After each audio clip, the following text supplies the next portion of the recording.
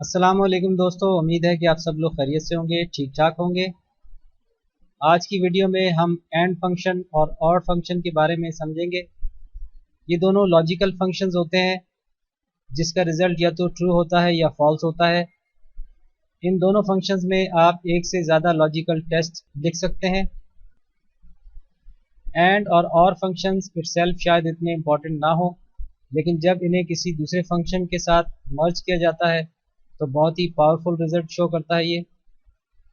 तो आज की वीडियो में हम जानेंगे कि एंड और ऑर फंक्शन क्या होते हैं और ये कैसे काम करते हैं और किस तरीके से हम इसे किसी दूसरे फंक्शन के साथ यूज़ कर सकते हैं, ख़ास तौर पे इफ फंक्शन के साथ। तो चलिए स्टार्ट करते हैं और देखते हैं। सबसे पहले हम एंड फंक्शन के बारे में बात करते हैं। देखिए आपके सामने स्क्रीन पे एंड फंक्शन का स्ट्रक्चर लिखा हुआ है। इस फंक्शन को हम एंड से स्टार्ट करते हैं। ब्रैकेट ओपन करने के बाद पहला लॉजिकल टेस्ट, फिर दूसरा, तीसरा, और इसमें कई लॉजिकल टेस्ट आप लिख सकते हैं।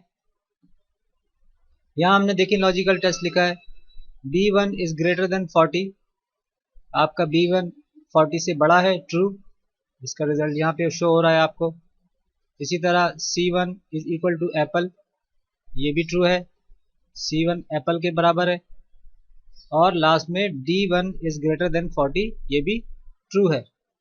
तो अगर आपके तमाम टेस्ट के रिजल्ट ट्रू होंगे तो उसी सूरत में फार्मूला रिजल्ट जो है वो भी ट्रू होगा। मिसाल के तौर पे हम इसको लिख के देखते हैं। देखिए यहाँ पे मैं लिखता हूँ is equal to and, bracket open करेंगे। देखिए आपके पास यहाँ शो कर रहा है आप सजेशन। लॉजिकल वन लिखेंगे सबसे पहले। लॉजिकल वन हमारा क्या है, B1 is greater than 40, comma लिख के इसको कंप्लीट किया। अब देखें दूसरा आपका हाईलाइट हो गया लॉजिकल। दूसरा क्या है, C1 is equal to, quotes में लिखेंगे एप्पल। कोट्स में इसलिए लिखते हैं क्योंकि ये टेक्स्ट है। उसके बाद B1 इज ग्रेटर देन 40। ये हमारा तीसरा लॉजिकल टेस्ट कंप्लीट हुआ। ब्रैकेट को क्लोज करेंगे और एंटर प्रेस करेंगे। देखिए इसका रिजल्ट आपके पास ट्रू आया। उसकी वजह यह है कि तमाम लॉजिकल टेस्ट जो थे वो इसमें उनका रिजल्ट ट्रू था, इसलिए एक्सेल ने हमें इसका रिजल्ट ट्रू शो किया। अब हम और के फंक्शन को देखते हैं। देखिए स्ट्रक्चर में और एंड फंक्शन दोनों तकरीबन एक जैसे होते हैं, सिर्फ इसमें आप और के फंक्शन को और से स्टार्ट करते हैं। उसी तरह logical one, logical two, logical three and so on. तो पहला लॉजिकल टेस्ट क्या है, B1 इज ग्रेटर देन 40, ये फॉल्स है। उसके बाद दूसरा है C1 is equal to cat, ये ट्रू है। और तीसरा है D1 इज लेस देन 40, और ये भी फॉल्स है। एंड में क्या था, आपके तमाम लॉजिकल टेस्ट ट्रू होने की सूरत में फंक्शन का रिजल्ट ट्रू होता था। लेकिन और में ये है कि अगर आपके किसी एक लॉजिकल टेस्ट का रिजल्ट भी ट्रू है तो फंक्शन का जो एंड रिजल्ट है वो भी ट्रू होगा। फंक्शन को लिख के देखते हैं। इज इक्वल टू, और ब्रैकेट को ओपन करेंगे, B1 इज ग्रेटर देन 40, पहला logical, comma, C1 is equal to cat, comma, और D1 इज लेस देन 40। तीनों लॉजिकल टेस्ट कंप्लीट हो करने के बाद ब्रैकेट को क्लोज किया और एंटर प्रेस किया। देखें आपको यहाँ पे ट्रू रिजल्ट शो हो रहा है क्योंकि इसमें सिर्फ एक जो लॉजिकल टेस्ट है वो ट्रू है, ये वाला। अगर हम इसको भी फॉल्स कर देते हैं, कुछ और लिख देते हैं, अब जाके ये फॉल्स हुआ। इसको देखें चेंज कर लेते हैं। इसको लेस देन 40 करना है तो ट्रू होगा। देखें 39 करता हूँ तो अब आपका सिर्फ एक जो लॉजिकल टेस्ट इसमें था वो ट्रू हुआ, तो फार्मूला का रिजल्ट भी ट्रू हो गया। चलिए प्रैक्टिकल एग्जांपल की मदद से मजीद इसको कुछ समझते हैं। इस टेबल में फ्रेंड्स आप देखें कॉलम ए में आपके पास कुछ प्रोडक्ट्स के नाम है। फर्जी नाम लिखे हैं हमने इसमें। इसी तरह कॉलम सी में स्टॉक टाइप है, स्टॉक टाइप या तो स्लो मूविंग है या फास्ट मूविंग है। और कॉलम डी में कंडीशन है सेलेबल और अनसेलेबल। हमसे कहा जाता है कि जो अनसेलेबल स्लो मूविंग स्टॉक है उसे क्लियरेंस सेल में मूव करना है, यानी स्टॉक टाइप स्लो मूविंग हो और कंडीशन अनसेलेबल हो तो उसे क्लियरेंस सेल में डालना है। यहाँ हम एंड के फंक्शन को यूज करेंगे इफ के साथ। देखिए अगर मैं सिर्फ इफ फंक्शन यूज करूं तो ये नहीं हो सकेगा, क्योंकि इफ में सिर्फ एक ही लॉजिकल टेस्ट होता है। यहाँ पे हमारे पास यहाँ दो लॉजिकल टेस्ट होंगे, एक यहाँ पे सी में स्लो मूविंग होगा और डी पे अनसेलेबल। तो पहले हम लिखेंगे एंड फंक्शन, एंड ब्रैकेट को ओपन करेंगे। अब ये हमारा C2 अगर ये बराबर है किसके, स्लो मूविंग के, कोट्स में लिखा है हमने इसको, ये हमारा पहला लॉजिकल था, कॉमा। अब दूसरा लॉजिकल लिखेंगे यहाँ पे।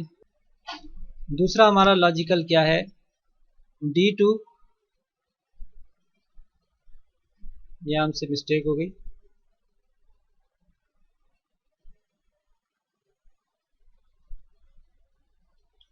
दूसरे लॉजिकल पे हमने लिखना है D2 is equal to unsellable. Quotes को क्लोज करेंगे और ब्रैकेट हमारी ऑलरेडी क्लोज है, एंटर प्रेस कर देंगे और इसको फिल डाउन कर लेते हैं। अब देखिए हमारा एंड का फंक्शन इसमें हमने लिख लिया है, कुछ रिजल्ट ट्रू हैं कुछ फॉल्स हैं। अब ये ट्रू और फॉल्स के रिजल्ट हम इसको इफ में यूज करेंगे। देखिए इसको जहन में रखिएगा, यहाँ ट्रू और फॉल्स आ रहा है। अब इसी ट्रू और फॉल्स को हम इफ फंक्शन में यूज करेंगे। देखिए यहाँ डबल क्लिक करते हैं और इस फंक्शन के यहाँ शुरू में आ जाते हैं। यहाँ हम लिखते हैं इफ लिखने के बाद ब्रैकेट ओपन की। अब देखिए यहाँ हमारा जो सेक्शन है उसमें लॉजिकल टेस्ट आएगा।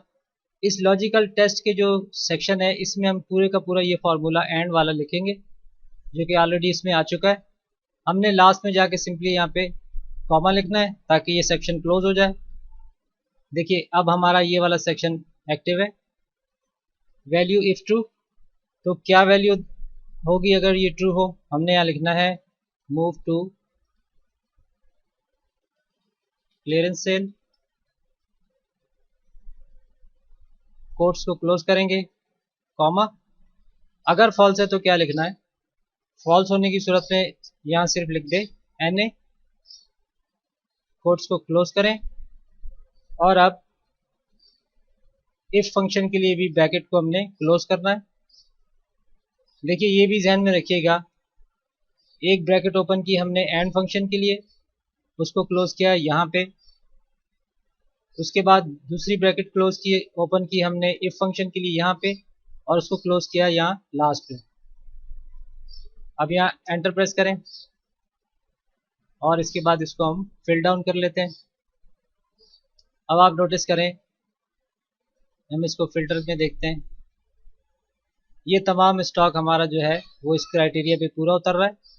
यहाँ स्टॉक टाइप स्लो मूविंग है और कंडीशन अनसेलेबल है, तो ये क्लियरेंस सेल में मूव होगा। इसी तरह अगर हम इसको देख लें तो यहाँ पे ये कंडीशन मैच नहीं हो रही। आई होप दोस्तों आपको एंड का फंक्शन इफ के साथ यूज करना समझ में आया होगा। अब हम और के फंक्शन को देखते हैं कि इसको कैसे इफ के साथ यूज करेंगे।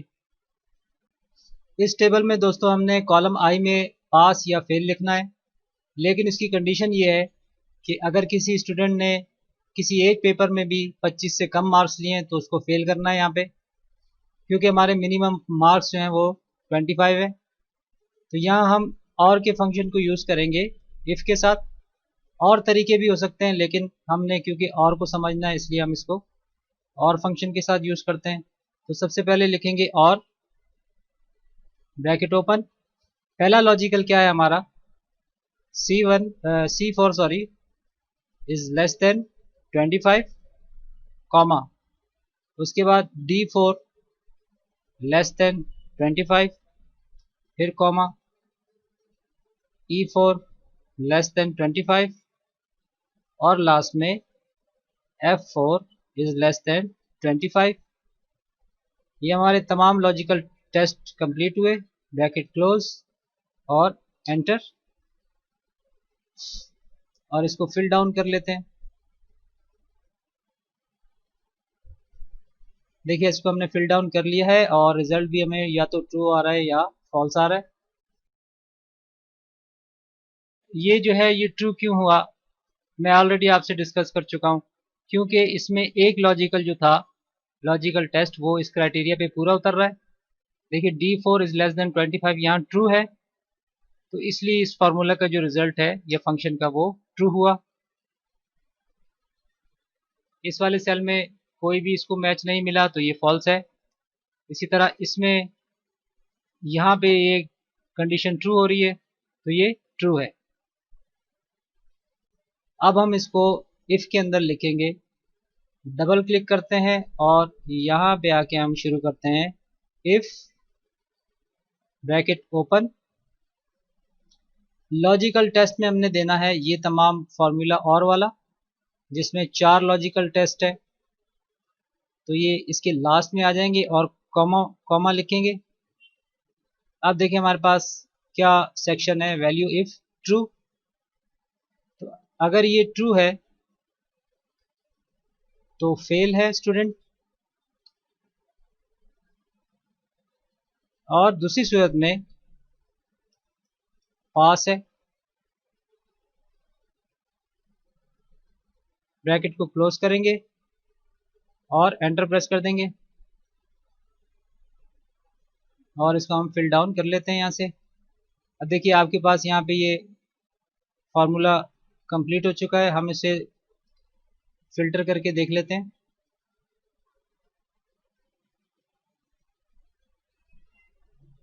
सबसे पहले फेल्ड स्टूडेंट को देखते हैं।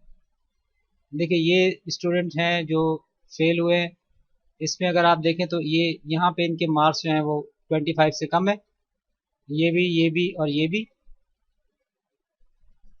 अब पास वाले स्टूडेंट्स को देखते हैं तो इसमें किसी स्टूडेंट के मार्क जो है वो 25 से कम नहीं है किसी पेपर में। तो ये और की एक एग्जांपल थी दोस्तों।